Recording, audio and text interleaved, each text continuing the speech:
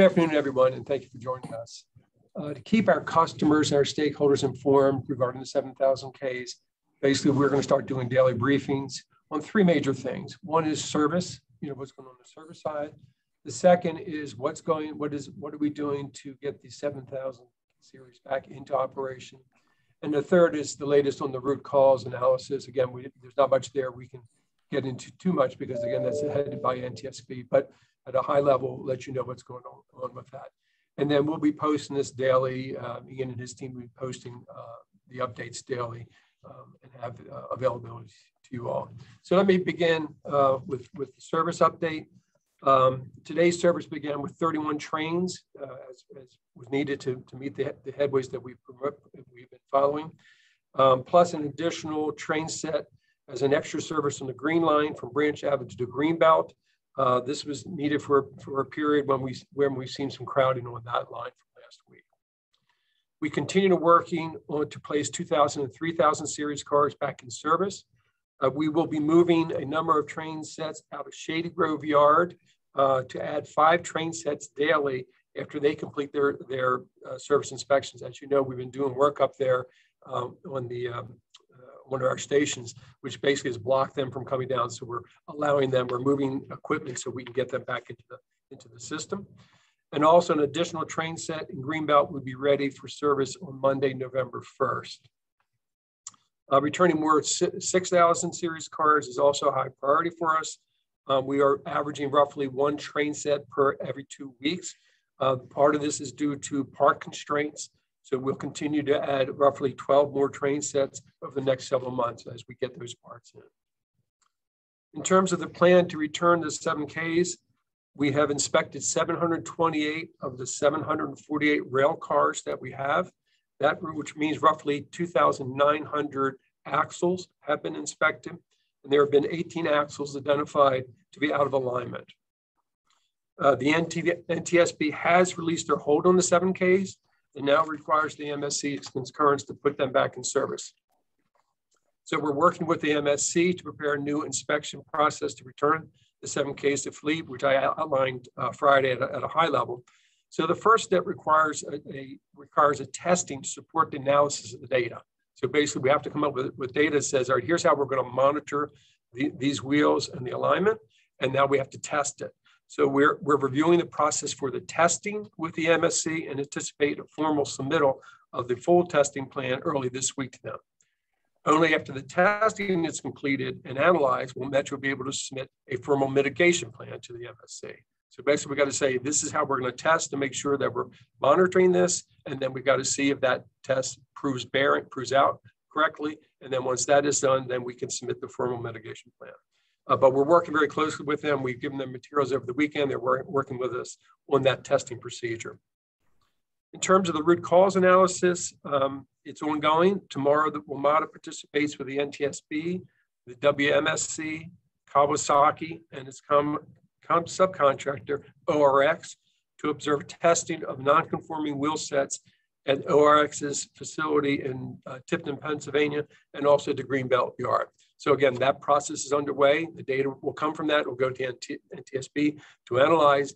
But one of the first steps is basically to take a look at these wheels that were non-conforming, the wheel sets that were non-conforming, both at their plant and also at our yard. In addition to the service update and the plans for the 7K and the root cause, I also just wanted to highlight some of the early actions we're doing right now, not waiting for whatever comes out of the analysis, but other things that we can do. So we're investing in enhanced technologies, including procuring in advance, basically more sensitive, more accurate inspection equipment to use for use by our maintenance employees. We're migrating to a paper-based inspection process and an electronic system-based. That way we can basically monitor things by the second type of process. We're building a data analysis capabilities to conduct predictive analysis regarding component failures and employee reliability center maintenance practices. We also are accelerating a pilot program currently underway that uses wayside technologies to automatically inspect wheel sets on the tracks to augment the interval-based inspections, the every 90-day inspections that we were doing in the past. We're surveying and identifying any existing quality issues that require escalation throughout the organization. Metro safety, reliability, and quality officials will meet with the railcar engineering and maintenance staff for the entire car fleet. Metro is enhancing its efforts on the reliability team to focus on component reliability. So this is, in effect, components and subcomponents. The reliability team will provide regular reports and briefings to the safety organization and Metro leadership. This includes establishing new reliability metrics for system and components. And then I just wanted to wrap up with a few clarifications. There's been a lot of information swirling around. First, there has been no indication or evidence that anyone knew of the wheels on the incident train to be losing connection with the rail prior to the derailment that brought the train to a stop. Yes, there were 3, in effect, derailments of that train where that wheel, in effect, climbed off of that rail. But the operator did not know that, nor would anyone else. It's later, afterwards, when we went out and inspected and saw some of the markings in the rail that was identified. Metrorail mechanical staff were aware of a handful of wheels were out of alignment on many thousands inspected, as I stated Friday, and required those to be replaced. And they were replaced and returned to service. And also that Kawasaki has actively engaged in this matter as a warranty issue with Metro, and that has been going on for a number of years. So with that, I'll turn it to the chairman if you have any comments before opening up to questions.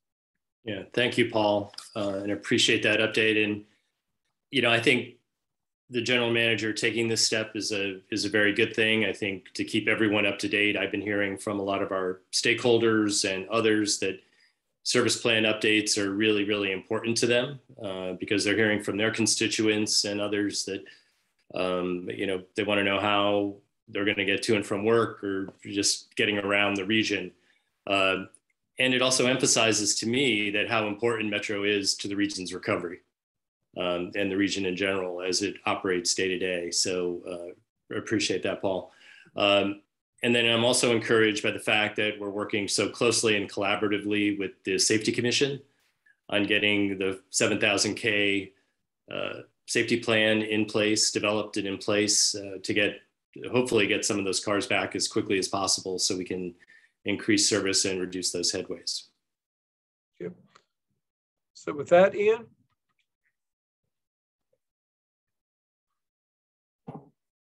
Thank you. If anyone has any questions, please use the hand raise function. I'll try to come to folks in the order that they raise. I see Jordan Pascal with WAMU is first. Jordan, go ahead.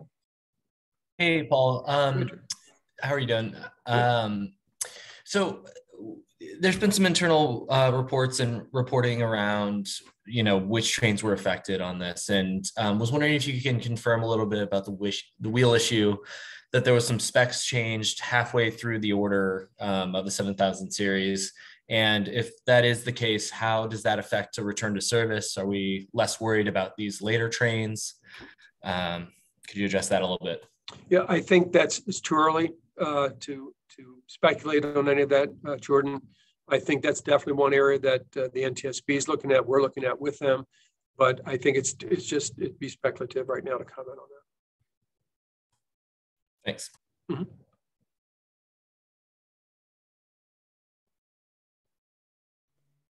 Any other questions, please use the hand raise function or on Zoom. If you can't figure it out, feel free to unmute now. Heather Curtis, go ahead. Hi, I just have a quick question of clarification for you, Mr. Wiedefeld. When you say train sets, do you mean an entire train or do you just mean a single car? I was just a little confused about that. A train set would be the entire train that you see when you're on the platform. Gotcha. And do you know how many will be in these sets? Will it be 8 cars? No, there'll be 6-car trains, 6 cars. 6 cars. Okay, thank you, sir. Because that helps with the headway side of it. Gotcha. Thank you. This is Kevin Lewis with ABC7 with a question. Mm-hmm. Hi, Kevin. Hi there. Sorry, I don't know how to raise my hand. So with the cars being removed from the Shady Grove Depot, how much added capacity in terms of trains do you anticipate that bringing to the system? 5 additional train sets. And that work is still actively ongoing to take them through the construction zone? Yes, yes. And it's a little bit more complicated than it sounds, just so you know. You have a major construction site there, you have power issues, you have other safety things that we put in place. So all that's got to be basically freed up so that we can get the cars through there. So that's what we're working on right now. Two just follow-up questions on that. When do you anticipate those 5 6-car sets to be on the other side of the construction? I will, as we give these daily updates, we'll bring you up to speed on that. I just want to let you know that that's what we're in the process of. As that gets clearer, we will tell you when that comes out. I don't want to speculate or put a number out there right now, because I know a lot of people are working very hard to get that to happen. So let them do their work.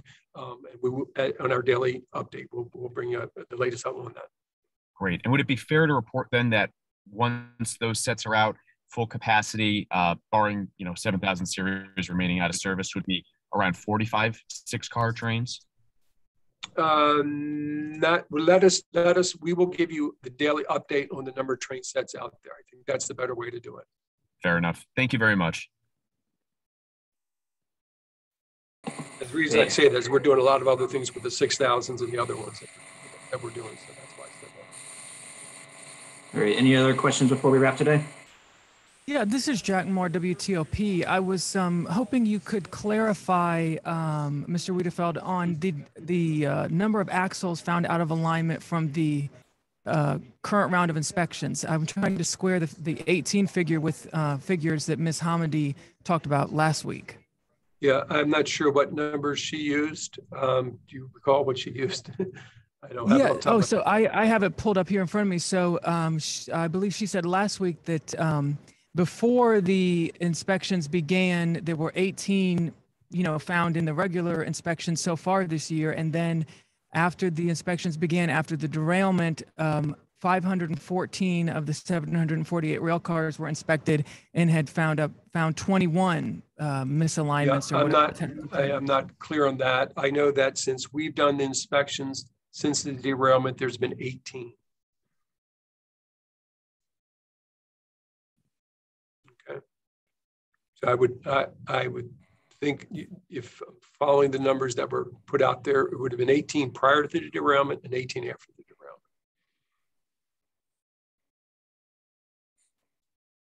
derailment. Anyone else have a question this time? Out of the roughly 3,000 inspected.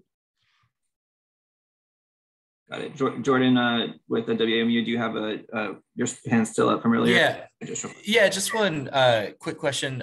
For both the Pauls, what has been your experience riding the trains in the last week or so? And then for Paul, just a quick follow-up. What level of service do you think would be appropriate to kind of meet the needs at the moment? Yeah, a few things. Mr. Chairman, you want to talk about your experience, if you want to start there? No. Yeah, I was actually, I took the train Friday to go downtown for a meeting. And, I experienced what everyone else is. The train itself actually wasn't all that crowded. At the time I left, it was around 11:30. But, I waited, close to 35 minutes for the train. So, it was a long wait. I had just missed one about a minute or two before that. So, but I had given myself enough time to do that. So, and on the way back, it was about the same, maybe not as long a wait, but, it wasn't all that bad crowd wise, but I have heard from several folks that they have experienced, some crowding in the trains. Yeah, so that's been my experience too. It's what line you're using, what time of day you're using it, so there's a lot of variables that you can imagine that do that. So you can get on the train at a certain time and it'd be relatively not crowded. You get them, another time and it can be crowded. So, that's for sure what's playing out. We have our ridership, again, pre-derailment was roughly about 30% pre-pandemic levels. So that has dropped some. And then obviously the scale of the operation has dropped some with roughly 60% of the fleet out. So it is I understand from a customer perspective, it's clearly not what we want to offer, but it is the safest thing that we can offer. Finish things out. Heather Curtis, do you have one more question?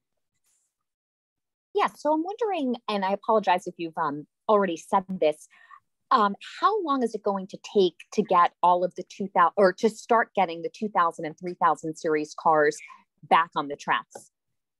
From Shady Grove? I guess any that you have available. Yeah, Are no, they all at Shady Grove? No. There's some that are there. Again, when we did the construction, that we have the different yards, and there's different cars in different yards. So that will be, again, we'll update that daily as they come out and let you know what that'll be.